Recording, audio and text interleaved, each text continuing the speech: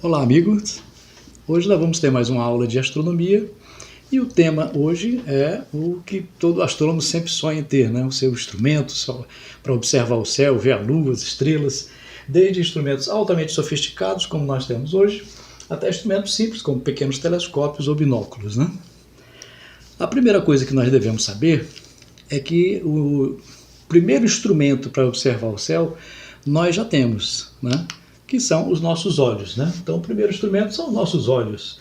Quando a gente observa o céu, a gente tem um telescópio, né, aqui na frente, que é o nosso olho. Ele tem uma lente, projeta a imagem na retina e na retina transforma essa luz em sinais elétricos que são enviados ao cérebro. Então, o nosso olho é altamente desenvolvido e é um instrumento, né, que também amplia. Muita gente não percebe isso, mas é um instrumento óptico. Ele aumenta cerca de 6 vezes a imagem. Então, nossos olhos ele tem uma precisão, né? Eles têm uma precisão capaz de ampliar a imagem. E é capaz de distinguir objetos separados no intervalo de 1/10 de milímetro a uma distância de 25 centímetros. Então, nós temos uma capacidade visual muito boa, né? Essa capacidade pode ser medida com grandezas bem científicas, como, por exemplo, a resolução angular. A resolução angular é o quanto você vê um objeto, né, a uma certa distância. Então, se você olhar, por exemplo, para o Sol, olhar para a Lua, a sua visão vai ter uma capacidade de distinguir um ângulo. Chega uma hora que fica um ângulo tão pequeno que a sua visão não tem essa capacidade. Que ângulo é esse? Bom, o poder de resolução do olho humano, normal, é de cerca de 1 minuto de grau, né? Lembrando que nós temos grau, minuto e segundo, né, de arco. Então nós conseguimos detectar mais ou menos 1 minuto de arco, né? Se eu representasse, por exemplo, essa esfera aqui como a Lua, né, a Lua tem mais ou menos 30 graus, 30 minutos, né, de resolução angular. Ou seja, se você olhar para a Lua, ela não tem 1 grau, ela tem 30 minutos, e nós conseguimos perceber até 1 minuto. Então, às vezes parece a Lua muito grande, né? O Sol, mais ou menos, a mesma coisa. O planeta Vênus tem entre 10 e 60 segundos de arco. Ou seja, se você fosse medir o ângulo, seria tão pequeno que não daria para ver a olho nu. Então, as fases de Vênus só foram descobertas mais tarde com o uso de telescópios, porque o olho humano não tem a capacidade de distinguir Júpiter, por exemplo, né? Júpiter é de 29 até 50 segundos de arco. Então, a visão humana não consegue distinguir, porque nós estamos limitados a 1 minuto, aproximadamente, de resolução angular. E algumas coisas que os olhos também nos iludem, né? Por exemplo, a ilusão da Lua. Se você observar a Lua nascendo e se pondo, né, nós sabemos que a Lua cheia, por exemplo, a Lua cheia nasceu, subiu até o zênite e desceu. Sabemos que a Lua tem o mesmo diâmetro, mas a sua visão, quando você olha a Lua nascendo no horizonte e quando vê ela se pondo, ela parece maior do que quando está aqui em cima. Isso é uma ilusão, porque na realidade a Lua tem mesmo diâmetro, o mesmo diâmetro angular, visto aqui da Terra, né?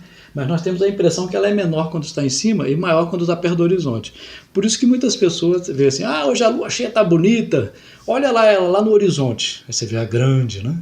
Quando ela sobe, fica lá no zênite, que é o ponto acima da nossa cabeça, você acha, a lua agora está pequena, parece pequena.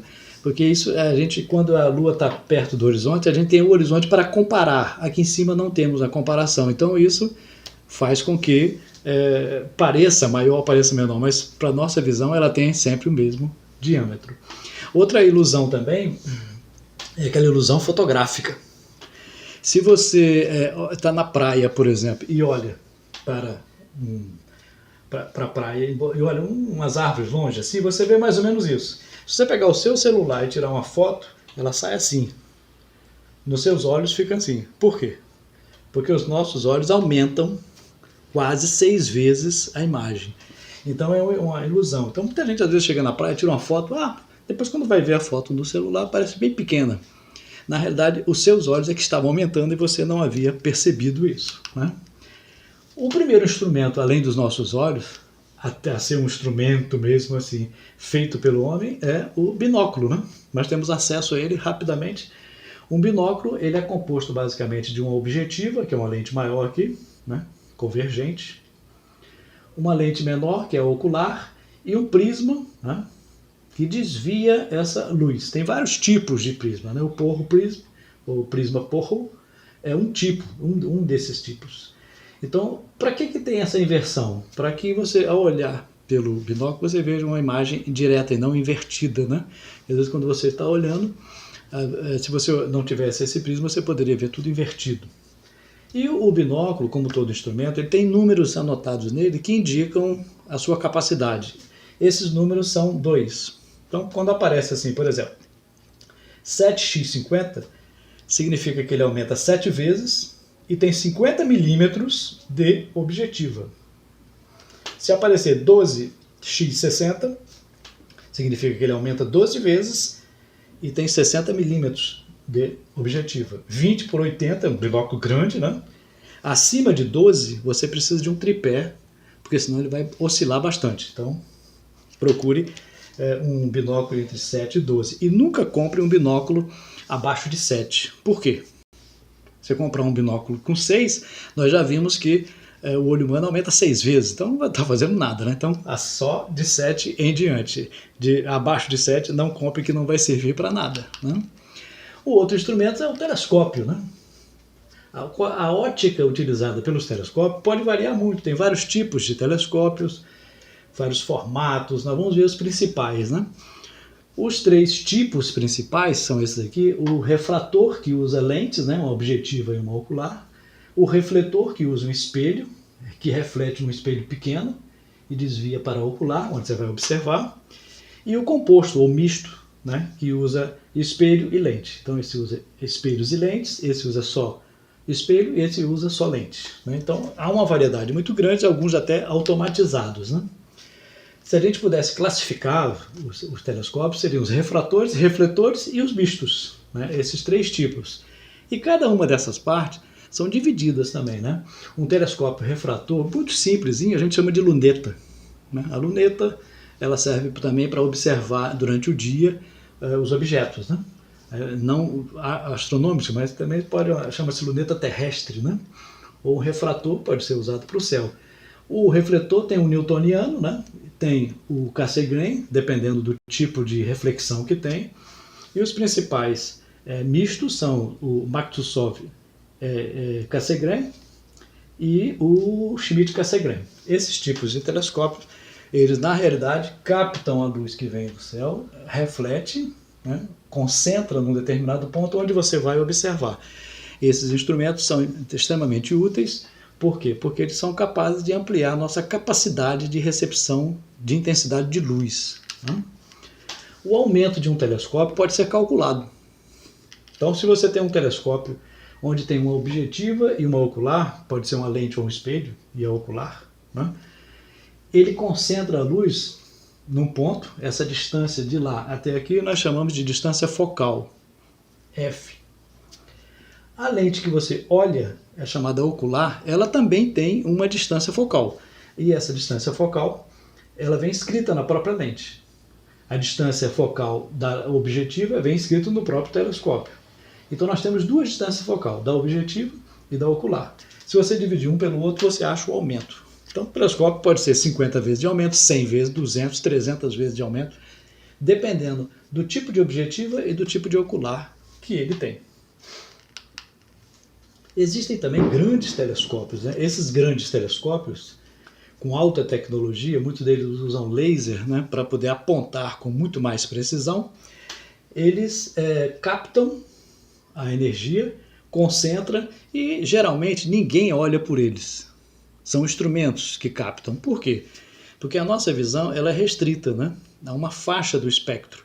A gente só consegue observar alguns tipos de luz, mas o instrumento é capaz de pegar uma variedade muito maior e melhorando o instrumento você tem cada vez mais capacidades. Então existem grandes telescópios de até 10 metros, 20 metros, estão construindo até um de 40 metros de diâmetro, né?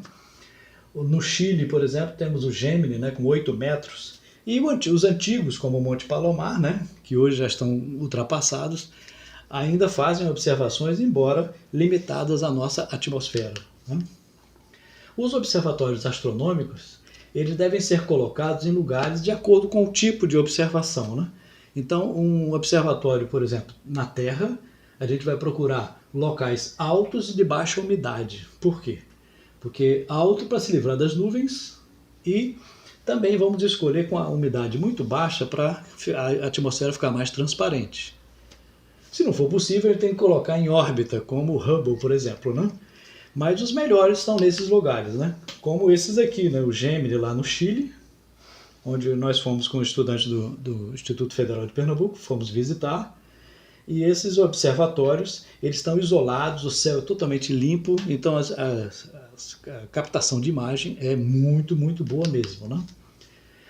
Ao escolher um telescópio, você pode escolher basicamente um refrator ou um refletor. O refrator, ele tem algumas características. Observe que ele concentra a luz por lentes, enquanto que o refletor, ele concentra a luz por espelhos, né? E cada um tem, os dois são bons, né? Mas um é um pouco melhor numa área e outro um pouco melhor na outra. O refrator, que são de lentes, eles são menos luminosos, quer dizer, você olha pelo telescópio, a imagem parece um pouco escura, porém mais nítida, a imagem é mais precisa, mais nítida, né? As crateras da Lua aparecem com mais qualidade. É usado então na observação de planetas e da Lua, é mais usado para isso. Enquanto que o refletor, eles são mais luminosos. Por quê? Porque o espelho geralmente é maior, capta mais luz, mas são menos nítidos. Então a nitidez está relacionada com a quantidade de luz também, né? A observação de galáxias e nebulosas mais difusos, né? Aí o refletor é melhor, ok? E também o telescópio ele é colocado num apoio, né? Esse apoio, né, faz com que ele gire, são as montagens, né? A montagem pode ser alta-azimutal ou equatorial. Se ela se move verticalmente, né, e horizontalmente, livremente, ela é chamada alta-azimutal, porque ela mede a altura e o azimute. A altura é o ângulo com o horizonte e o azimute, o ângulo com o norte. E a montagem equatorial é aquela que se move também, só que ela tem um eixo fixo. Esse eixo é exatamente no equador celeste.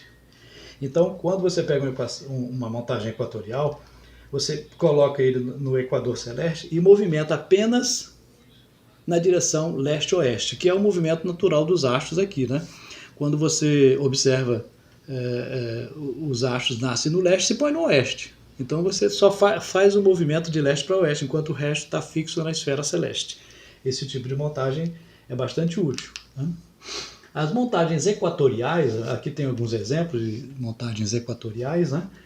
Observe que se ele está em cima de um eixo, esse eixo aqui forma 90 graus com o polo. Então, você pegar um telescópio como esse aqui, né, e colocar ele na direção do polo, né, ou polo norte ou polo sul, depende de onde você está, do hemisfério que você está, você vai movimentar ele somente assim, ó. Então, de leste para oeste, você vai acompanhar o ar.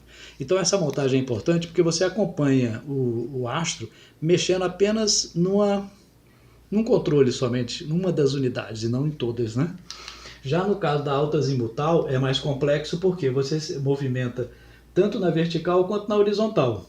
Então, instrumentos desses que acompanham os astros, né, eles precisam, às vezes, até de um computador para calcular as oscilações, as variações entre altura e azimute. Então, na montagem alta-azimutal, você usa o quê? Usa o seu horizonte, né, como referência, que não é o equador celeste, só se você estiver no equador, né, da Terra, e os pontos cardeais, norte, sul, leste, oeste. Então, você usa as suas coordenadas locais na montagem alta-azimutal, né? Você pode também, com o seu instrumento, fazer astrofotografia, fotografar a Lua, os planetas, né, as estrelas como um todo. Então você pode obter fotografias espetaculares, como as manchas solares, a Lua, utilizando equipamentos apropriados, né? Com um pequeno celular, você pode tirar até uma foto assim, que a gente chama de time-lapse, né? Onde você tira a foto do céu várias vezes, depois junta e vê, dá para ver o movimento, aqui no caso da Via Láctea, né, da Lua também. Então é possível registrar isso. Como é que você registra o que acontece no céu? Você pode fazer astrofotografia amadora utilizando equipamentos simples, webcams, ou até mesmo o seu celular, né? Se você colocar o seu celular fixo num tripé, né, e você pode tirar uma foto livre, né, como essa daqui, ó. Uma foto dessa aqui com as estrelas, né? Você vê a galáxia, a nossa galáxia aqui. Ah, mas como é que eu posso comer um simples celular? Pode tirar isso? Pode, mas tem que ter alguns pré-requisitos. Por exemplo, tem que ter o tripé e você precisa controlar o tempo de exposição. Ou seja, a luz das estrelas é tão fraca que você tem que deixar por muito tempo assim até que sensibilize, né, e registre no sensor. Pelo menos por 16 segundos, 15 segundos mais ou menos. Acima disso já registra as estrelas. E tem que ser no local escuro, né? Se você fizer isso na sua cidade, a luz dos postes tem que ser no local escuro, né? Se você fizer isso na sua cidade, a luz dos postes vai atrapalhar tudo, né? E tem que ter um controle da granulação da foto também. Então o celular tem que ter algumas características melhores e tem alguns aplicativos que fazem isso, né? Às vezes você não tem diretamente no celular, mas tem um aplicativo para aquele seu celular. E também você pode fazer a foto com o celular com telescópio, né? Basta você ter um adaptador e colocar na ocular do telescópio e você poderá tirar fotos da Lua com o seu celular, mas tem que ter um adaptador desse tipo aí, tá? Para estudar o céu, a gente vai usar instrumentos, mas o instrumento depende de que tipo de luz você vai analisar. Então a gente tem que saber qual é a faixa do espectro eletromagnético que você vai observar com o seu telescópio ou com o seu instrumento, ou seu binóculo, né? Então nós sabemos que o olho humano só consegue ver uma pequena faixa do espectro completo. O que nós chamamos de cores, né, que vai do vermelho até o azul, é uma faixazinha do espectro eletromagnético. Existe ultravioleta, raio-x, raio-gama, infravermelho, ondas de rádio. Então, quando essa radiação chega na Terra, uma pequena faixa torna-se visível. Essa aqui é a faixa, é uma janela visível do óptica. Existe uma outra área, uma janela de infravermelho, uma janela de rádio. Elas conseguem atravessar a atmosfera. E outra parte fica fora, que são os raios-x, ultravioleta, fica fora, não consegue atravessar a nossa atmosfera. Que ainda bem, né? Porque senão não haveria vida na Terra. Então a gente precisa de usar instrumentos diferentes. No espectro eletromagnético, nós estamos limitados a essas regiões de frequências diferentes.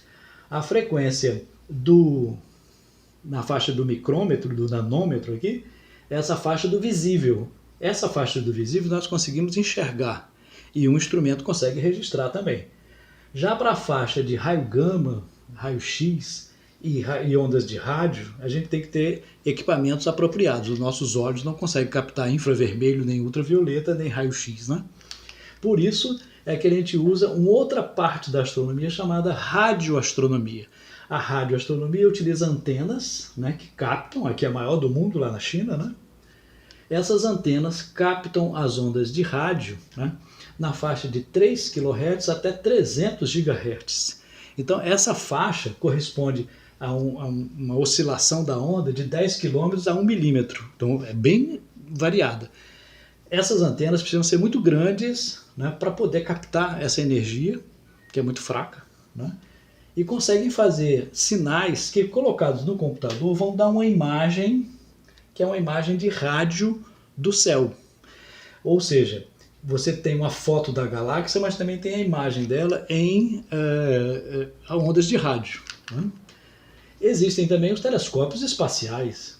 A atmosfera está atrapalhando muito, então coloca-se instrumentos como o Hubble, por exemplo, que ele analisa na parte do visível e do infravermelho, o Chandra, que analisa raio-x, né?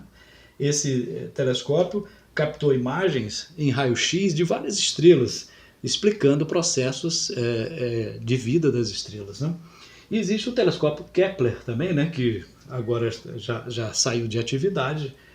Ele já caiu, né, digamos assim, já eliminado, mas ele tirou tantas fotos que até agora vai passar décadas analisando todos esses dados que ele coletou. Ele coletou dados de estrela em que oscilava o brilho dela, e assim, com essa oscilação, pôde-se descobrir muitos exoplanetas, planetas fora do nosso sistema solar. Ok? Bom, então demos uma passada geral aqui nos instrumentos, nos principais instrumentos que a astronomia utiliza. Ok? Então você dê uma estudadazinha, depois a gente vai mandar um material também escrito para todos, e aproveite a astronomia, porque observar o céu também faz parte de um estudo muito mais profundo de toda a nossa natureza. Obrigado.